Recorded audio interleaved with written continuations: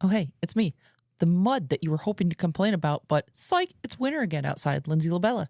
And today I'm just going to be a talking head again on you because it's been kidding season. I've got bottle babies, the snow and the weather's been crazy, and there's just so much going on that I just don't have the time to do too much of things. But don't let that discourage you from listening because we're going to discuss some things that happened in the past or recent events and some really cool events that are coming up here in the future. Why? Because you're listening to Rochester Trail Riders.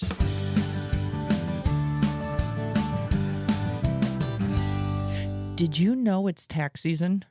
For those of you that have your horses at your house or are an owner of a boarding facility or try to actually do this hobby farm thing for profit, you're probably going through all of your receipts right now, ready to just, rip your hair out. And there was a tax guy on the other day that I had a chance to sit down and listen to, and he was amazing. I'll make sure that there's a link to that episode. You actually can go back and listen to everything that's going on. But he had some really interesting things to say about what makes you a for-profit farm versus a hobby farm. And a lot of it comes down to your attitude and how you respond to questions like, do you enjoy having your horses at home? And believe it or not, the answer is supposed to be no. Nope, this is a job. This is what we're making money at this. Of course I don't enjoy my work. Believe it or not, the IRS doesn't care if you like what you do or not. And if you do like what you do, they consider it a hobby. So if for those of you who are panicking and think you might get audited, make sure that you take this time while you're doing your taxes to revisit your business plan. Make sure you have a clear goal of what you're going to do in the next year, 3 years, and 5 years. Make sure that whatever you're attempting to do shows that you are trying to make a profit.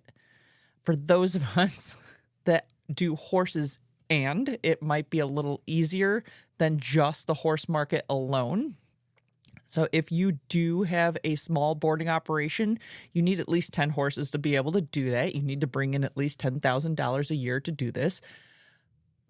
But depending on how you work your small acreage, you can then add in other livestock, which can help offset those costs and keep things at bay. Chickens are great. They're fun to have around. They eat ticks, but I've also dabbled with things like alpacas and currently goats, which is why I'm going nuts because this is kidding season, which is fun.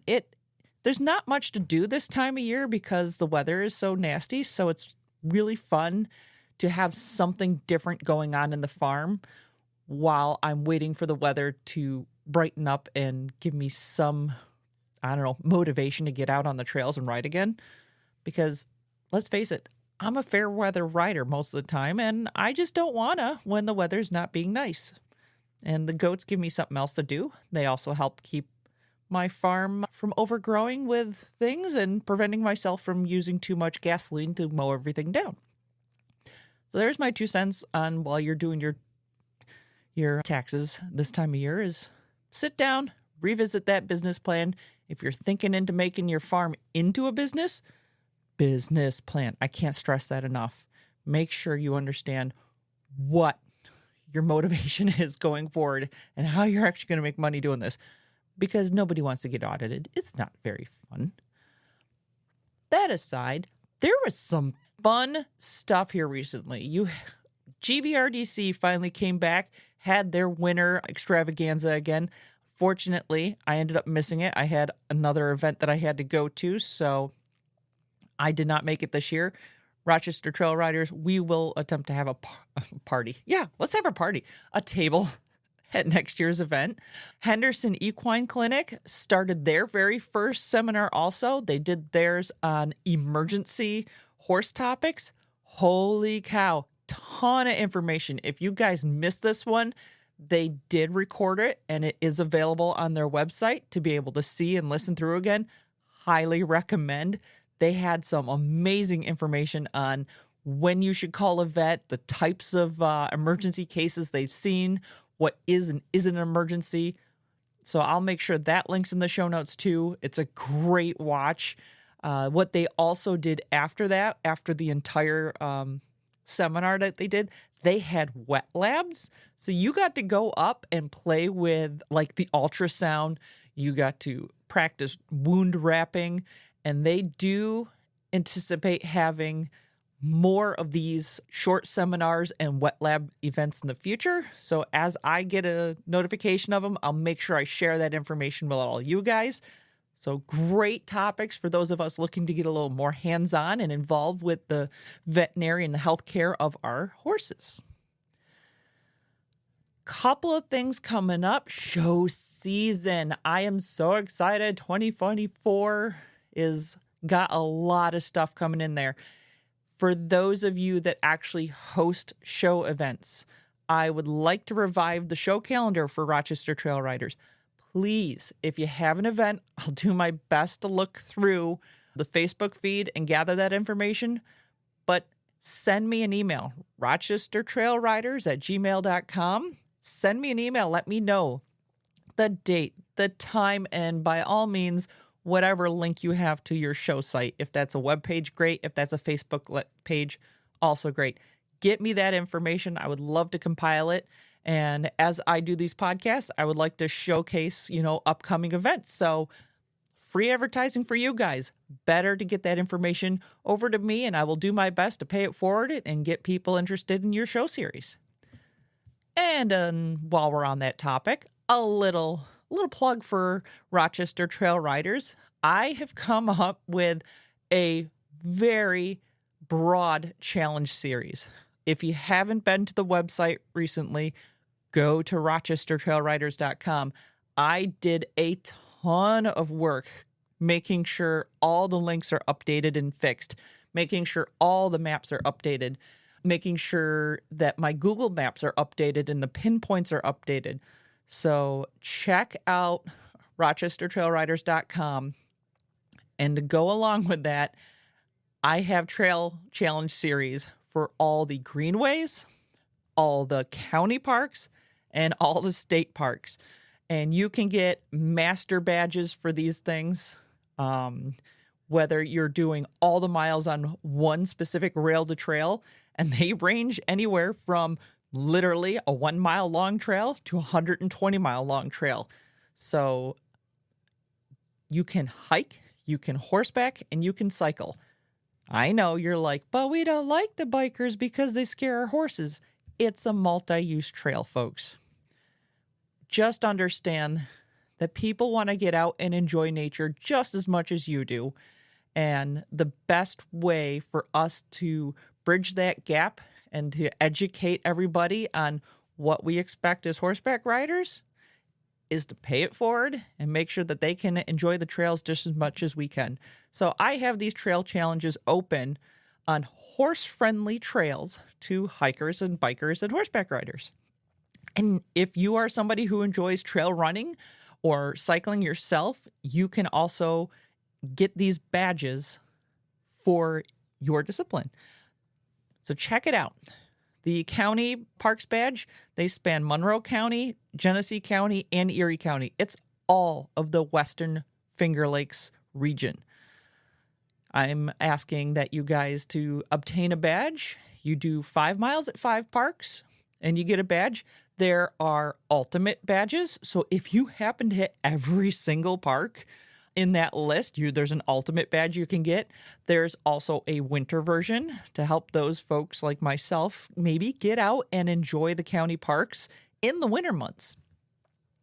Same thing for the state parks. Gosh, I forgot how many I got on there. There's a ton of them. I have, as I said, every park that I could find that was a horse-friendly trail in Western New York and in the Finger Lakes region are on there. Some of them are including camping sections that are local that are not Otter Creek. So check those out. As I get to each of these locations myself, I'm writing detailed reports on all of these things, and I am going to be putting together an ultimate guide. I asked your opinion on Facebook for information on what you would like to see for a quick chart. I'm taking all this information as serious as I possibly can, and as I hit every single one of these locations, I will make sure I compile all that information for you into a guide. Some of you folks asked if this will be free. I will do my best to make it free. While I enjoy doing this, it is incredibly time consuming to do this information. So there is a little, swag spot on the RTR website. You can buy a patch, get a t-shirt kind of thing, maybe some stickers to promote the site and to help pay it forward. It costs me about $1,200 a year just to have everything there, plus my time on top of that. And it takes time and effort to put all this together, to manage the Rochester Trail Riders page. I'm not asking for a handout. I'm just saying, hey, understand that while I would like to keep these things free, I do not currently take advertisement at all. So I'm not spamming you guys or selling your information. This is all out of the goodness of my heart and the fact that I really love doing it. And I'll do my best to keep things as affordable as I possibly can for you guys, while also making sure that I don't put myself in the poorhouse while doing it. One other big event that I have coming up that is specific to Rochester Trail Riders is Monroe County's Pick Up the Parks Day is coming up on April 20th. And I'm getting together as a group organizer to work with Monroe County Parks to get all of us horse riders on a cleaning detail for Mendon Ponds Park. I picked Mendon Ponds Park this year because that is the most heavily traveled horse traffic park that we have in our area. If you are looking to help us out and volunteer and be part of this so we can pay it forward and make sure that they understand that the horse community, we love to use the trails and we are willing to keep our parks up and running and beautiful so we can keep horse traffic on all these great Monroe County parks that we have available to us. So, if you want to do this, there is a link in the show notes, or head on over to the Facebook page, or head on over to rochestertrailriders.com. I have a form to sign up. I will be collecting all of you guys that are willing to volunteer all the way up until April 5th. That is when Monroe County wants me to submit all of our volunteers and to give us a work detail by the 20th of April. Events on the 20th start at 9 a.m. They are asking that we show up at 8:30 a.m. and be prepared to be out in the brush and work. We could be doing anything. It could be wood chips around a playground. It could literally be trail clearing. It could be mud management. Who knows what they're going to assign us to, but I want to make sure that Rochester Trail Riders, equestrian community, we show up with a good group of folks to pay it forward to Monroe County Parks to make sure that they keep us horse people happy and we keep them happy by respecting the trails. So hopefully I'll see a bunch of you guys there, and I'm looking forward to our first annual Pick Up the Parks Day. Oh, couple of fun things that I saw coming up. Let's see here. Fiddlesticks Farm, if you guys don't know, it's out towards Bergen area, has a half-mile long racetrack, and they started this series last year. You can trail her in and run their track. She keeps it nicely groomed, and she has speed series events, like fastest mini horse, fastest draft horse, fastest stock horse kind of thing, fastest walk, fastest trot, an actual canter around it. Check it out. It's Fiddlesticks Farm. She's out in towards Bergen. Really great spot. She's going to have some trail events coming up also. You can work with her to trail her in and utilize the courses she already has set up for trail events. And fun one to check out. Just so a little shout out to go over to Fiddlesticks Farm. And one last thing I saw on the Rochester Trail Riders page, which doesn't come up often, is a full-time farmhand. I know a lot of us ask for, weekend help, hour here, hour there, but I noticed that there was a full-time farmhand for Sugar Hill Farm in Victor. They are a private Arabian breeding facility, and they are looking for somebody to work for them full-time. So if making horses your career is your thing, go over and check out Sugar Hill Farm and see what that's all about.